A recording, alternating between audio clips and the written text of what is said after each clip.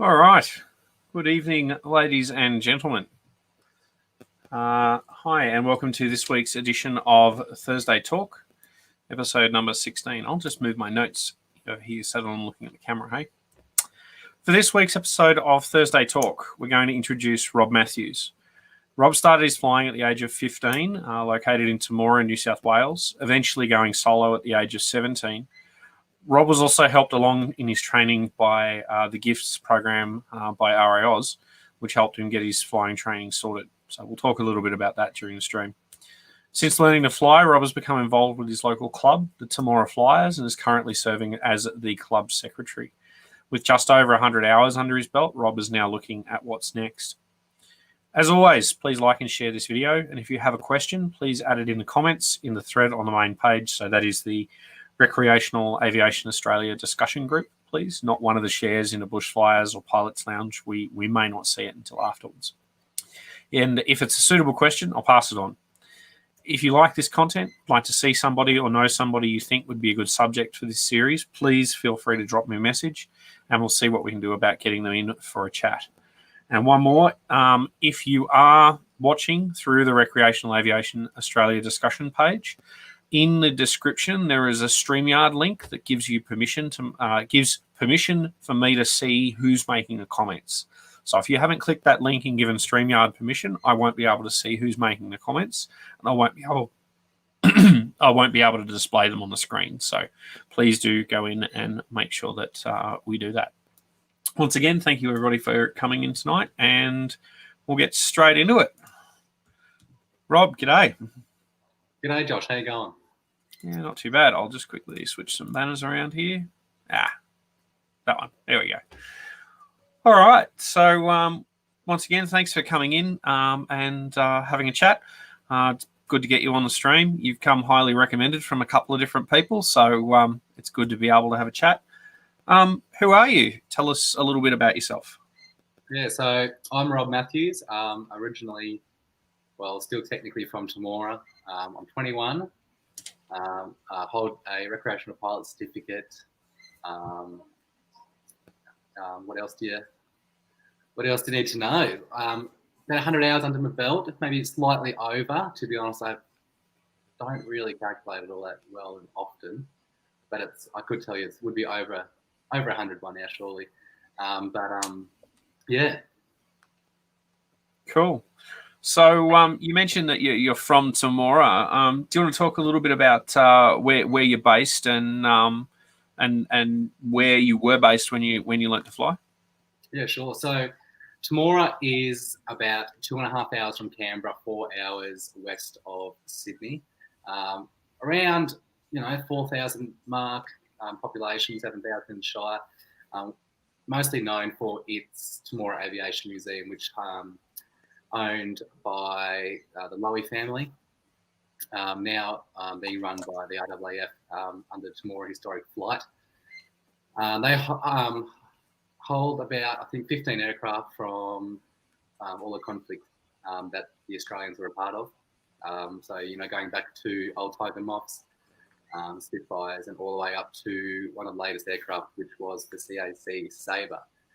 So it's a great platform, great place to be. Always flying going on, lots of air shows and lots of people happy to talk to you and support you. So it's a really wonderful little town and a great place for aviation. Cool. All right, and let's talk about how you got your start in aviation. Where did your journey start? What was the thing that made you go, I want to fly planes? So obviously, going back to what I previously said about the Temora Aviation Museum, I was literally hanging out there, every air show, most weekends, chatting to people.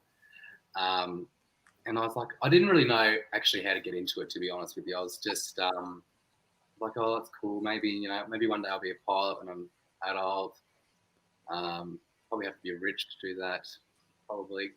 But then I did find out, and I remember once I rang a flying school that recently closed down in Temora, but there was still lots to do with aviation, a particular person. And I gave her a ring and I said, hey, can I learn to fly? How much it's going to cost? And I remember I was walking down the park. I remember it so clearly. I'm like, oh, that's actually really cool. And she passed me on to Blue Shirt Aviation in Temora, which is very good. And I had a TIFF, so a trial instructional flight. And my trial instructional flight, I was actually really lucky to fly my trial flight with an IAAF pilot who also flies, so he got F-18s, also flies a couple of the museum's jets, and he also has this excellent program, which I really recommend everyone to have a look at, and that's LIFT. I'm not sure if it's currently running in Australia at the moment, but they do great things when it comes to drug and alcohol rehabilitation using aviation. So he's an absolute terrific bloke. So that really, that was really great. And that was in a Skyfox Gazelle. So a lot of fun. Yeah, cool. And after you went through that TIFF, did you take a break, or did you get stuck into it, and then what did your flight training path look like? Yeah, so look, honestly, my flight training path was by no means perfect or excellent. It was just up and down, like a constant turbulent day. So I did a couple of hours, maybe 8 or 9 hours, and honestly, I was about 14 maybe, almost 15, and I worked at a pharmacy after school. So like honestly, my $100 a fortnight wasn't cutting it. And obviously flying is something that you need to continue. Well, you're best going to learn if you're doing it all the time, at least once a weekend or once every 2 weeks. You really need to do that. So I stopped. I did stop for quite a while, unfortunately. And then I got back into it. And then about 20 hours after that, I was sent solo on Australia Day. So that was very good. Yeah, so tell us about your first solo experience. It's not something it's not something most people ever forget. Tell us about what that was like for you. Well, I do remember it quite fondly. We taxied back up to the hangar, so it was quite a fair way from the runway and whatnot. It was fairly late in the afternoon. My instructor got out. I dropped him off back at the hangar because, let's be honest, we know an instructor that likes walking all the way up the runways to get back to the hangar. Not really. He dropped me off. He got his motorbike out and raced down to watch me. But I remember I was just sitting in the cockpit, and I looked around like, oh yes, this is great. I can see out the other side now. This was fantastic. Just taxied around. Everything felt lighter. I didn't actually feel stressed. I wasn't worried. I wasn't anxious. I just knew that what I needed to do, and I was purely focused on that, what I needed to do. So I was taking off. I was landing. And we're going home. And that's exactly what I did. And I'll tell you what, that landing was bloody brilliant. Yeah, I wish I could say the same about mine. I extended my downwind. I came in, and I didn't realize that for the same speed with less weight, I was going to float. So I actually came in and I ballooned and shallowed it out, and then did the second flare and then put it down. But it's nice when it all goes according to plan. Well, it never happens twice. Sorry? It never happens twice. Well, that's it. And at what point did you have that, oh my God, I'm actually alone moment? Honestly, it was probably during the taxi. Like, I remember just sitting back, and I'm like, oh yes. Like it would have been on the taxi. I was on taxi with Echo. There was no one there, and it was just like, those couple of locals are out there because the instructor already let basically half the air park know that I was going solo, which was great because I had lots of treats after I got on the ground. It was great, but so lots of waves, and I was like, oh, this is great. Almost like I came back from a world around flight, to be honest. But taxied out, and that was probably when I realised, like, yeah, this is cool. This is it. Yeah, this is happening, hey? That's right. So, I understand through your flight training, you were assisted with the GYFTS program. Tell us about how you got onto that. What put you onto it, and how did that help your flight training? Yeah, so I actually applied for GYFTS quite early on in my flying, and I was unfortunate. I was young. My writing skills were pretty poor. Didn't know as many people. I think we've lost it. Oh, no, we're back. And so I wasn't successful, basically, which was a real shame, but I was still determined. And a couple of years later, I applied again, and I was successful. And that allowed me to finish off my navigation endorsement, which was a real help, because navigation, it's quite expensive. You know, you're flying distance, you are in the air for, you're not just doing a couple of circuits, so you're in the air for, you know, substantial amounts of time. So time is money. It was really a great assistance, and I'm very thankful for to be a recipient. Okay, and who put so who originally put you onto the GYFTS program? Was it a recommendation from an instructor, or was it through advertising material that RALs put out, or how did that work for you? I think it was through their magazine the first time, definitely, and then afterwards I obviously knew about it, spoken to people who have had it before, word of mouth. But I used to get them their Sport Pilot magazine in the mail every month. And I used to enjoy reading that. So, yeah, and then on their websites, because I remember a couple of times I was just Googling, surely there's someone else who can help me pay for my flying.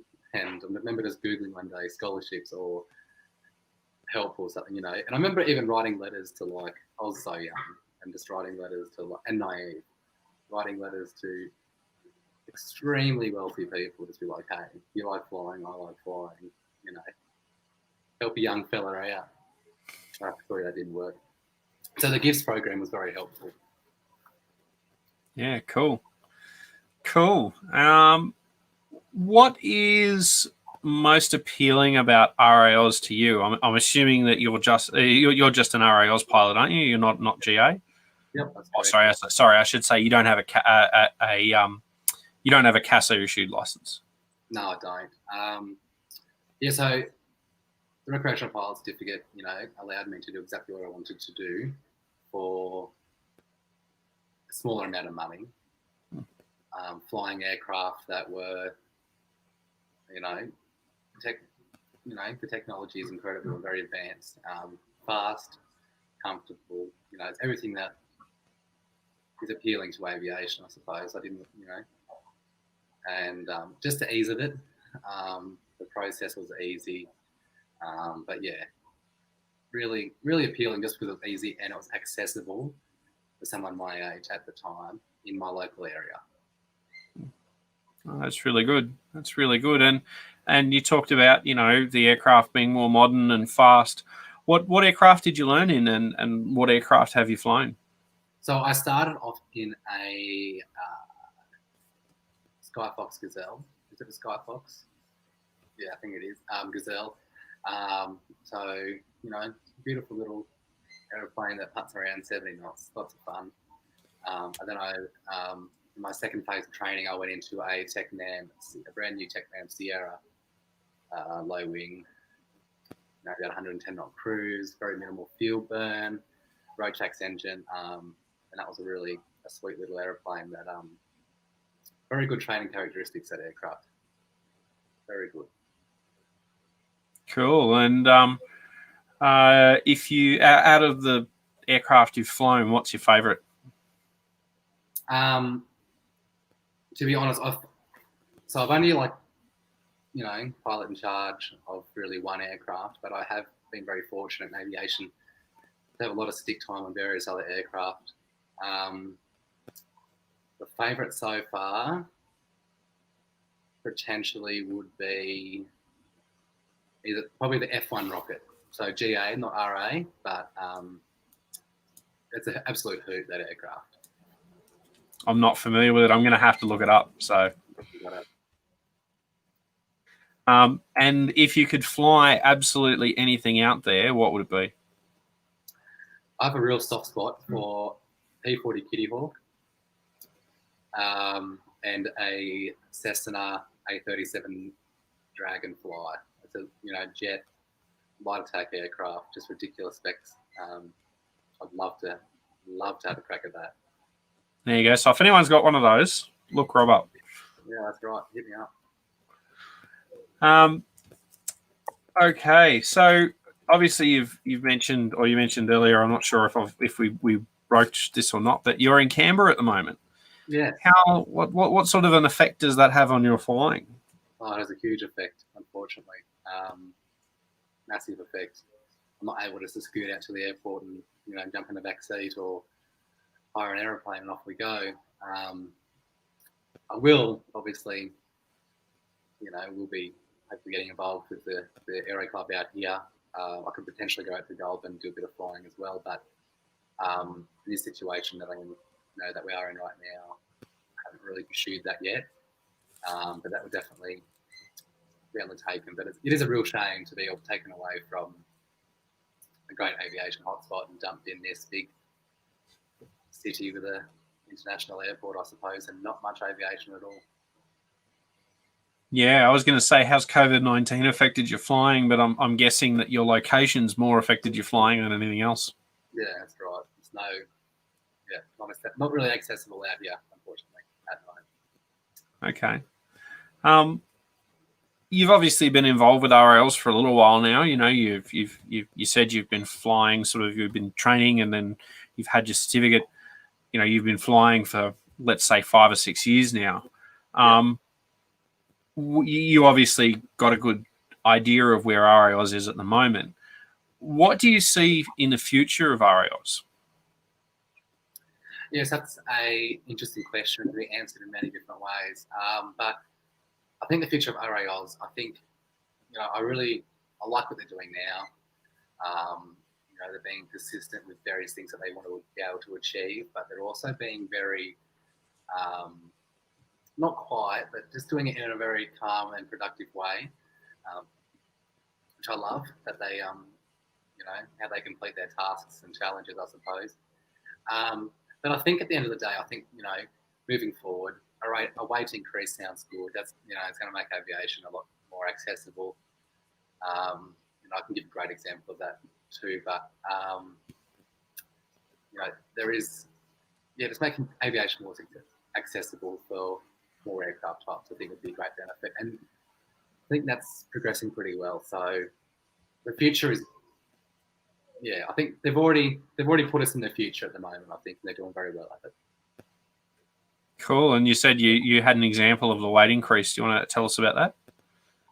Yeah. So I know a gentleman quite well.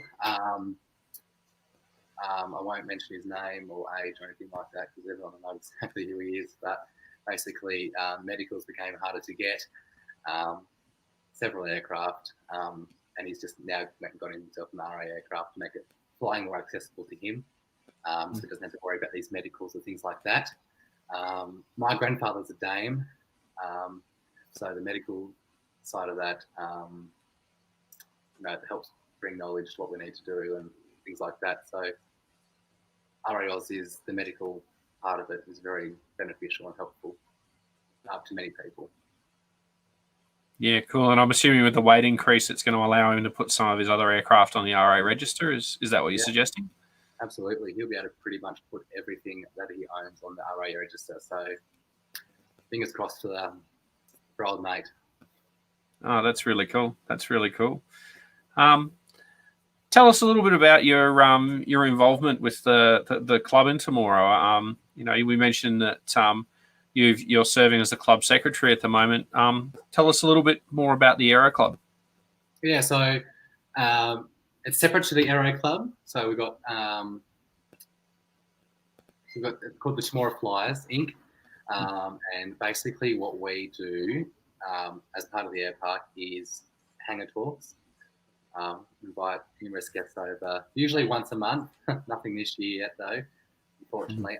We're going to have dinner, drinks, hangar talks, and just a great lot of fun. Great bunch of people, interesting people as well.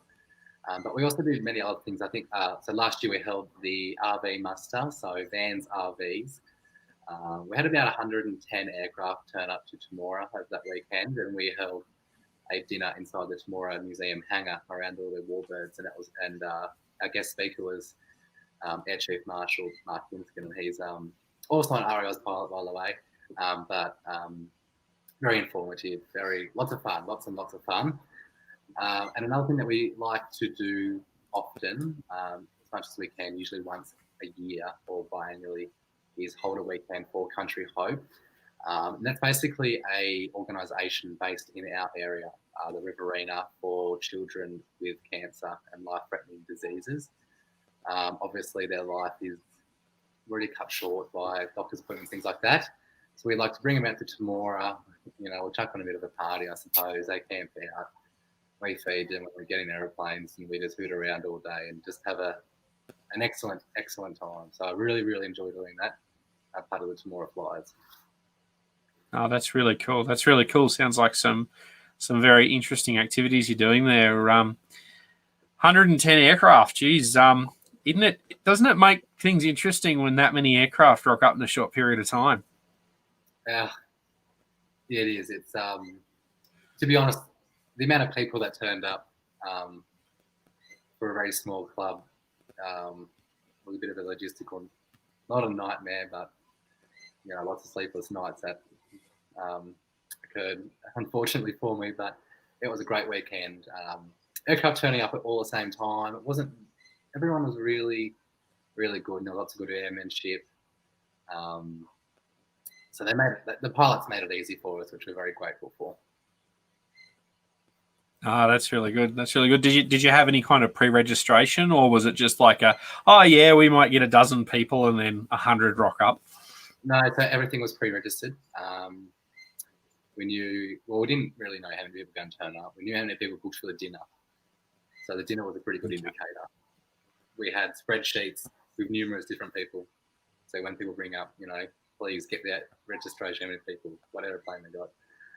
Again, it's not that easy, but we did pretty well. Cool. And earlier, before we got started, we were talking.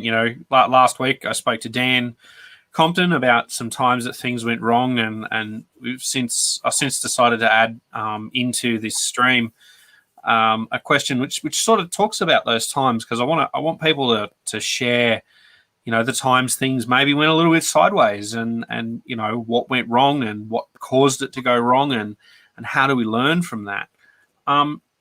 Tell us about a time when things went a little bit wrong. Yeah, sure. So nothing went wrong, but you'll find out what happened in the end about what could have went wrong. So there is a moral of the story, and a lesson that was well learned by myself. I was doing, I had my pilot license, and I was doing, just taking everyone for flies, as you do. You get your license. I had a dozen flights that day, 4 hours, 3 hours, whatever it was. Temora, we've got excellent runways. We've got 3 runways, one over 2 Ks. The other one's, 1.4 Ks, and there's a nice little dirt strip. I was using the 1836, which is a tarmac asphalt, about 1,400 meters, I'd say. Runway, my little Technam, obviously doesn't use much runway. So, and at the end of the day, honestly, I wasn't thinking. I was just trying to get these over and done with, to be honest, which was the wrong thing to do. That should have been a key thing to go back in the hangar. These can happen another day.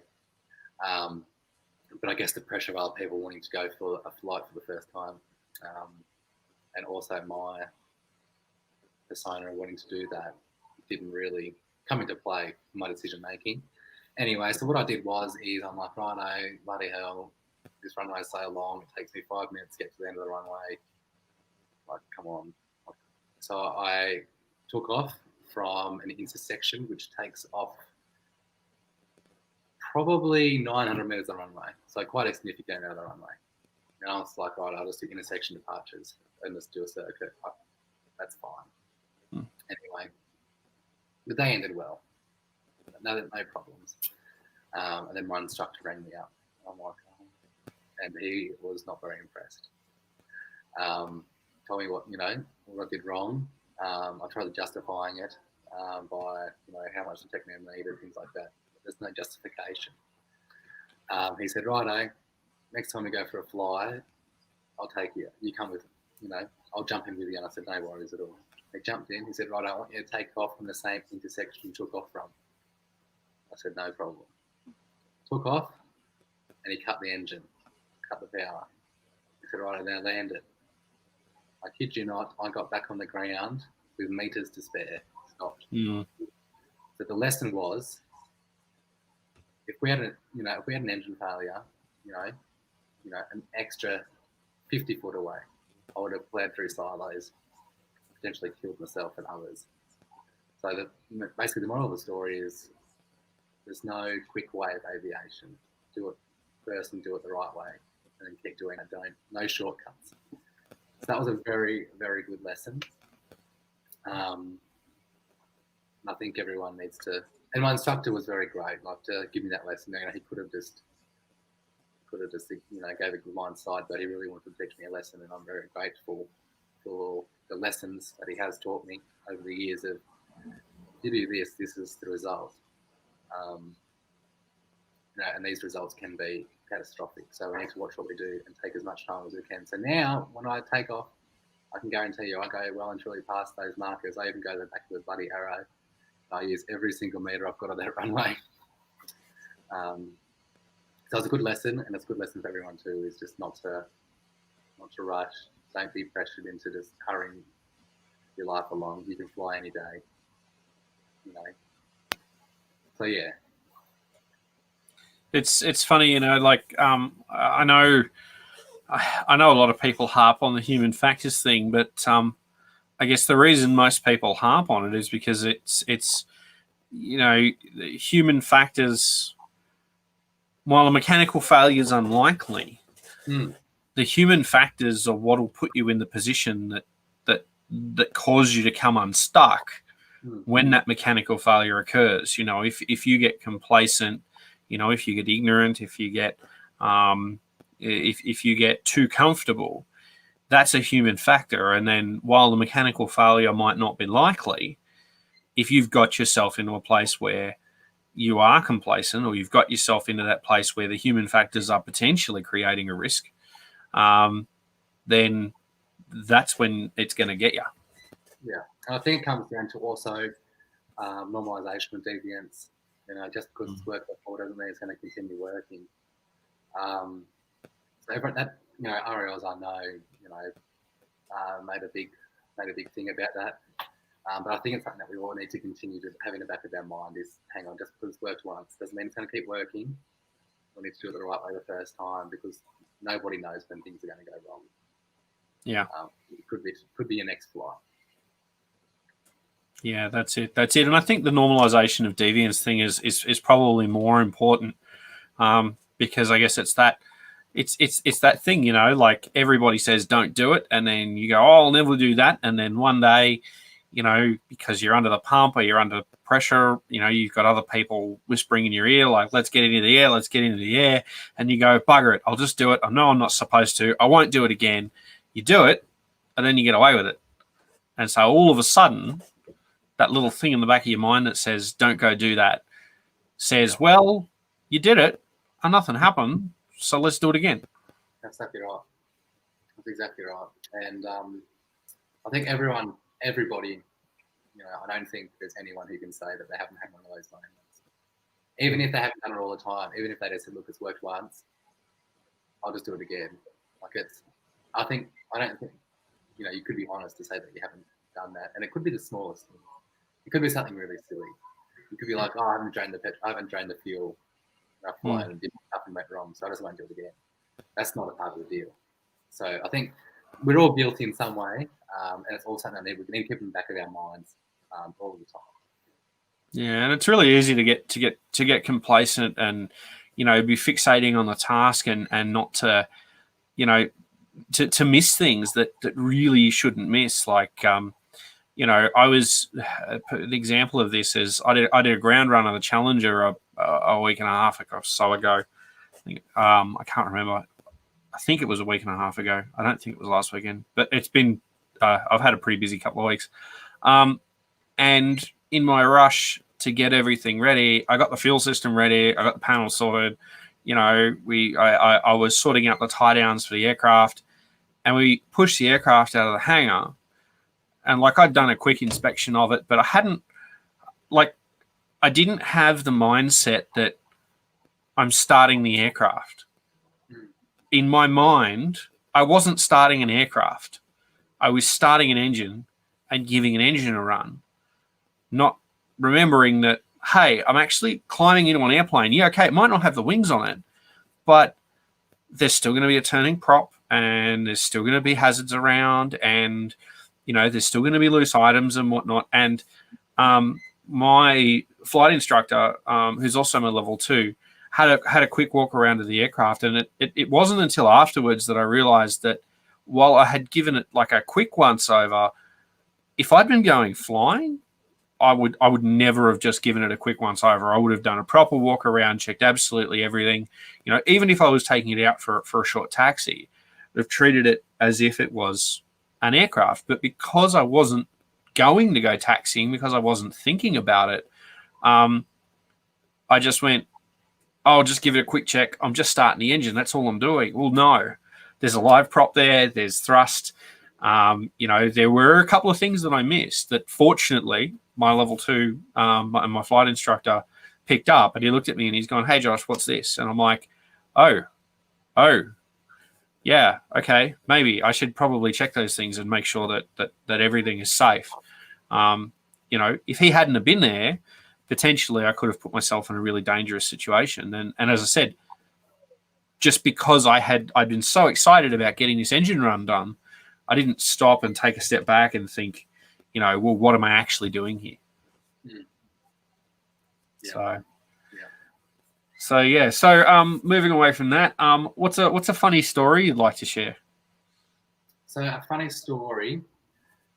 Again, as you said before, this is a hard question for most people. Lots of, once we were flying in the rocket, which is a 200 knot aircraft, and we were slowing down for landing. So probably trying to get it around 120 down to about 90 potentially for touchdown. And one of our friends pulled out an air truck and pulled out behind us and gave us formation endorsed, by the way, everyone. Formation endorsed. Very talented pilots. And this, I'm not sure if anyone's seen an air truck, but I kid you not, if you're not expecting it. They're a funny looking thing. It is an ugly aircraft. I don't know that they're ugly, but they're definitely a funny looking thing. Beautifully ugly. Great purpose. Purposeful aircraft. And a lot of fun, by the way. I remember just flying around looking at an eyewear, and this airplane's, we've just been going 210 knots ground speed, and pulling 6 Gs, and all of a sudden we've got this bloody big hunk of metal with a hole on top popped out of nowhere, and that gave us something good to chat about at the end of the flight anyway. So whilst not very funny, it was very fun and interesting, enjoyable experience, that's for sure. Yeah, cool. What are some of the biggest lessons you've learned? We've spoken about the human factors thing. What are some of the biggest lessons that, and these don't necessarily have to be aviation related, but what are some of the biggest lessons you've learned from that's come out of flying? Yeah, so one of the biggest things that I have learned with flying, and something that most people need to, will encounter, I suppose, when it comes to aviation. And that's probably communicating with your peers. Find a mentor.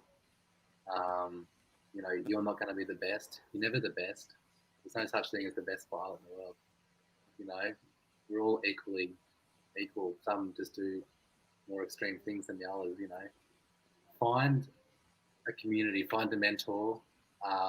Trust them. Talk to them, and learn from them. Don't assume that you know everything. Don't assume that you can do it on your own, because you probably can't. Whilst most can, probably try and do it on their own. Creating conversation with other pilots. Every time you go for a fly with somebody, you're going to learn a different thing about flying. It doesn't matter who you're flying with, what you're flying in. They're going to teach you something different.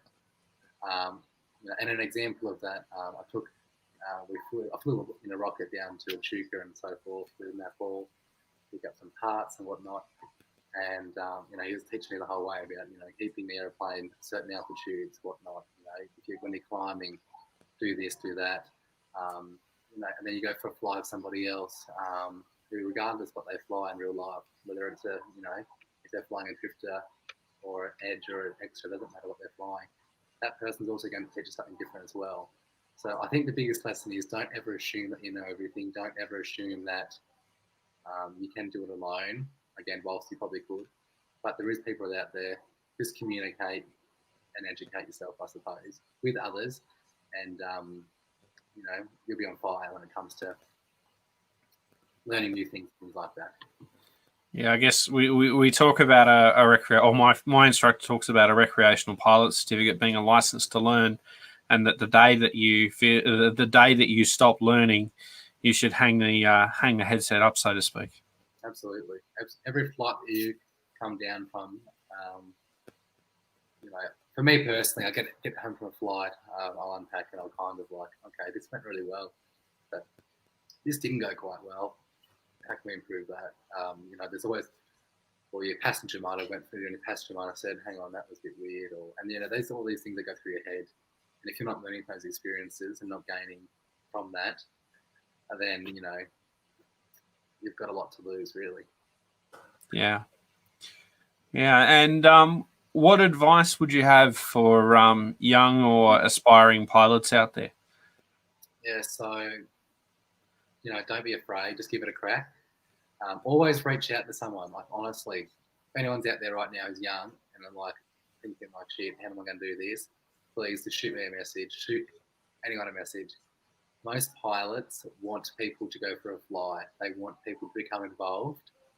And that is probably one of the best things about aviation is the community. They want people, to be a part of this and to grow and whatnot.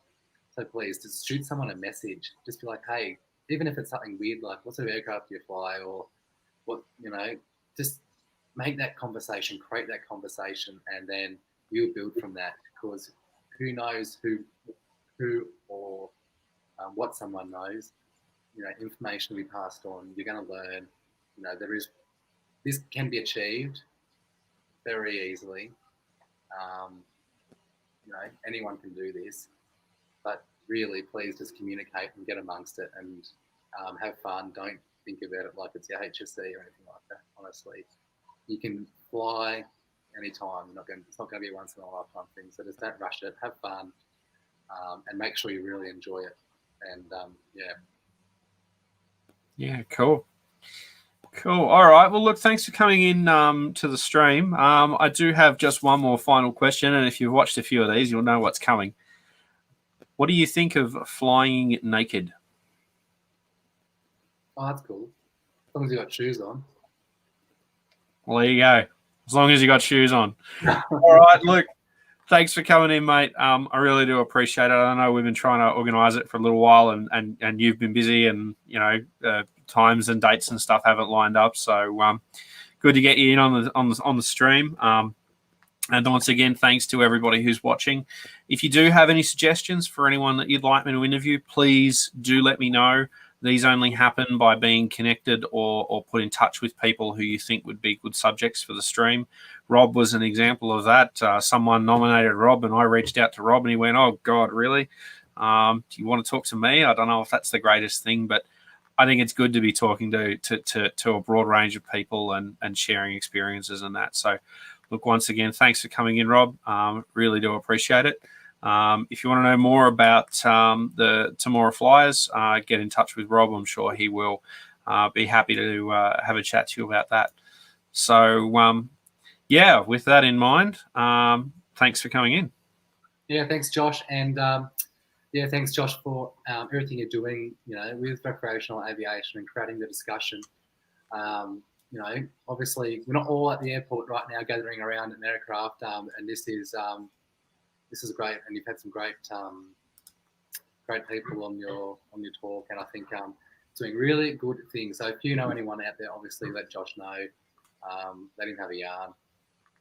It's all good fun, and it's all in good spirit of aviation. So thanks, Josh. Cool, thank you. And as always, may you have runway in front of you, air under your wings, fuel in your tanks, and until next time, cheers.